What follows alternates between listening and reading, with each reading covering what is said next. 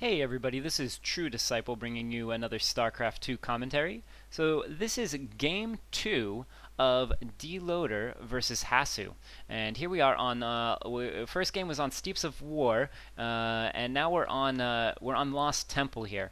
So I'm not sure exactly how the maps are picked. If the loser picks it, I would have to read the clan ladder rules, which I haven't. I was just given this pack of replays.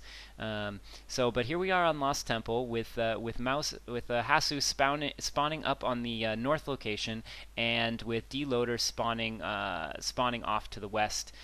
So they're spawned at the closest possible locations, shortest rush distance. We could definitely see some early pushes. They will probably, considering the paths that players normally take to scout, they'll probably scout each other right away. As we can see, this first scout heading straight for DeLoAdEr's base, and of course, DeLoAdEr, when he sees that scout arrive that early, he's going to know that Hasu is definitely in the top portion of the map. For those of you who watched the first game, if you didn't watch the first game, please go watch it so I don't spoil it for you. But in the first game, we saw Hasu, as we see here, with some early harassment with his workers. We saw DeLoAdEr pulling off a really impressive mid-game push and taking out Hasu's expansion. Hasu was able to pull back, recreate that expansion, and in the end, after sniping DeLoAdEr's expansion, I believe 2 times, if I remember correctly, he was able to just out-macro him and outproduce him, and at the end of the game, he had literally triple the resources. So here we go, Hasu again, abusing the fact that probes have shields and are able to regen, and just running away until those shields regenerate, and then turning around. And of course, DeLoAdEr being smart for the Terran and swapping his SCVs. And there goes one, I think, did one SCV just die there? Let me just check that there. I want to check the units lost. So we have 1 unit lost for DeLoAdEr. So indeed an SCV was killed by this harass. And as I mentioned with the first game, I mean, I don't know if it's on purpose that DeLoAdEr doesn't scout this early. I guess he wants to scout later and see what's going on. But this early harass, it keeps players from scouting. And see now he's just getting that Marine out to kind of keep the scouting, and Hasu, knowing the timing, pulling his scouts back and leaving one at the Xel'Naga watchtower to keep an eye out, and sending the other one back to his base. So let's hit the production tab up and see what's going on. So we see Orbital Command, another Marine coming out for DeLoAdEr, and in Hasu's base we see a second gateway and a cybernetics core going down. So I'm wondering if we're going to see maybe a 4-gate again, or if we're going to, a 3-gate into Robo again, or if we're going to see a 4-gate. So here we go, DeLoAdEr coming in. He sees what's going on, so he sees that no kind of cheesy rush is coming. Of course, I guess he wouldn't expect that coming from Hasu, really. And we see once again DeLoAdEr throwing the bunker. I can't stress enough, people don't often throw bunkers in the front of their ramps anymore. And I mean, they're just you just resell them afterwards. There's no reason not to. You resell them when you're ready to push, and you put them right into your army. There's really no problem in throwing them down. They're very cost effective. I mean, with Protoss, it's always, do I throw down a couple of photon cannons with my probe line or not? And that's really a question of who you're playing against. So do you expect some drops or not? But I mean, with Terran, there's no reason not to throw this down if you're building Marines or Marauders. And this will be very effective, a lot more effective than a couple of Marines versus a Stalker. So this Stalker will not be able to get up. He might be able to snipe this SCV, though. And looks like, yep, he's going to get a free kill on that SCV. Meanwhile, it looks like we see that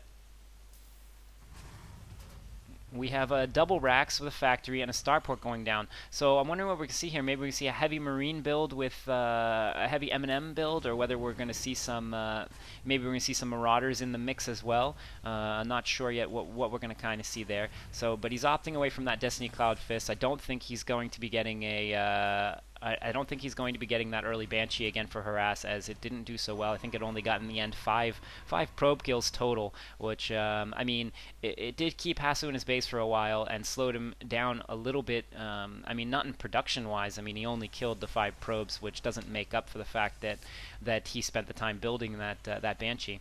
But here we go. He's getting out a Viking for maybe some early scouting. Just to go in there and scout around. And then I expect we could see some medevac. No, he's throwing down a tech lab again, so I wonder if this is for Ravens or if he's going to go for Banshees again. I mean, the Banshee isn't that early, but it can still be quite effective. So we'll see what's going on. And once again, we do see that Hasu went for 3-gate Robo. So he's got 3 Warp Gates and a Robo Bay. He's already got his first Immortal, and he's got a Warp Prism coming out. So it looks like he's going to do some kind of drop here. And you know, I have to admit, I haven't seen a game where Hasu has done this before. I definitely would not expect Hasu to do a drop, but it looks like he's going to do that. And I mean, these can be really effective and very powerful because, especially since you can create pylon power with the Warp Prism, you can drop those units in, and he's got the 3 gates to back it up, and he's going to attack from the front with these few Stalkers and Zealots that he has, and kind of occupy his forces there, and meanwhile drop inside the base at the same time. Attack from 2 fronts. Of course, these units will not be that effective against these Marines, although very nicely placed force fields and actually getting blocked out by his own buildings that he put down and started building. Able to get out and save that Immortal. You definitely don't want to lose those Immortals. I mean, they're 250 minerals, 100 gas. Definitely not something you want to lose that early on. But now he's got DeLoAdEr on the defensive. He's got him watching the back of his base. Meanwhile, he's got these units in the front, and I expect he'll probably come in for an attack at any moment now. And here we got some more units coming in. Meanwhile, the Immortal is back down and running away. Oh, I think he's gonna. Oh, and he loses that. That is a major hit for Hasu right there. That is a devastating blow. Meanwhile, we have attack at the front gate. Hasu realizes that he has had a devastating loss there, and he needs to make something out of it. But well placed with the force field, able to get away with his troops. He definitely does not want to face that army right now. Hasu does have another base going down, and so maybe he will be able to out-macro and get back into this. So I just want to check the units lost tab real quick and see what's going on there. And we see definitely a huge deficit. I mean, less units were lost for Hasu, but he lost that dropship. I do believe when you lose a dropship, it doesn't count the units inside, so you can even add 2 units to that count. And of course, they were much more expensive units, whereas not Hasu, DeLoAdEr has lost I think 2 SCVs as well in that count, and mostly Marines and maybe a Marauder or 2. And I mean, Hasu has lost Immortals and Sentries and just very expensive units that he's been losing, as well as that shuttle. Meanwhile, see Hasu has this nice proxy pylon here where he can warp in units to support his front line.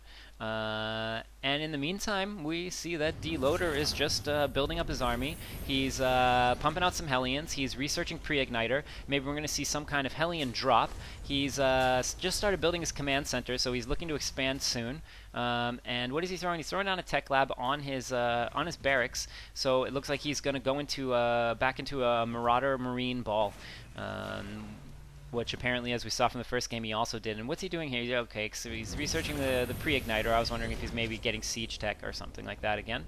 So, but he has not researched siege tech, so I'm not expecting to see any siege tanks. But maybe he will go into siege tech after his harass. And I think he's probably gonna. No, he's just sold. I guess he's just gonna push with it all. So I mean, the Hellions are they don't necessarily need to harass. They are extremely powerful. They are extremely powerful against Zealots. They do extreme damage to light units, especially once they get that pre-igniter upgrade that gives a plus 10 damage to light units on them. And so, but here's the dropship. I think he is actually going to do the the Hellion drop. Or is he going to push out altogether? I don't know. I'm really interested to see. And it looks like he's just going to push out with the whole army together. And meanwhile, we have the Colossus out on the field for Hasu, and this is huge. The Colossus is just so powerful against these units with well-placed force fields, just able to roast all those units. But this Marine Marauder composition, along with the Hellions that are just torched all those Zealots so quickly, just as quickly as the Colossus was able to.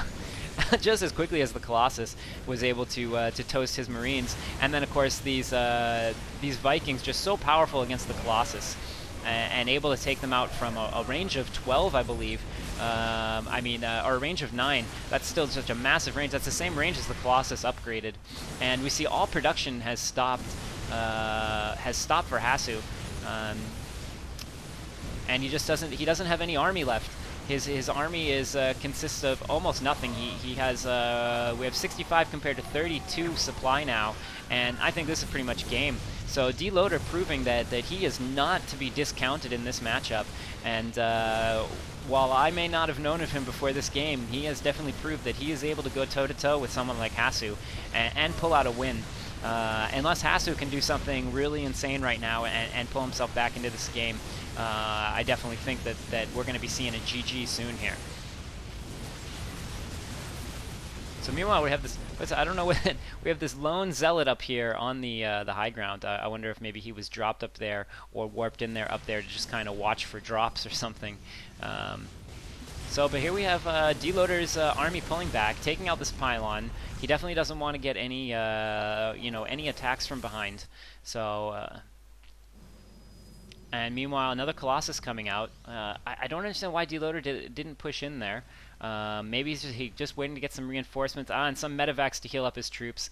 I assume that once he heals up his troops a little bit, he's going to head right back out. But the observer from Hasu, seeing the ball, he sees exactly where it is, and he's going to hold back and smartly keep his Colossus near the ridge. And he really needs to watch out for these Vikings, which there is another Viking on the way. And 2 Vikings versus 1 Colossus is just so powerful. And we see that, I mean, with the loss of this base, Hasu's income has really gone down. And he's got basically half the income.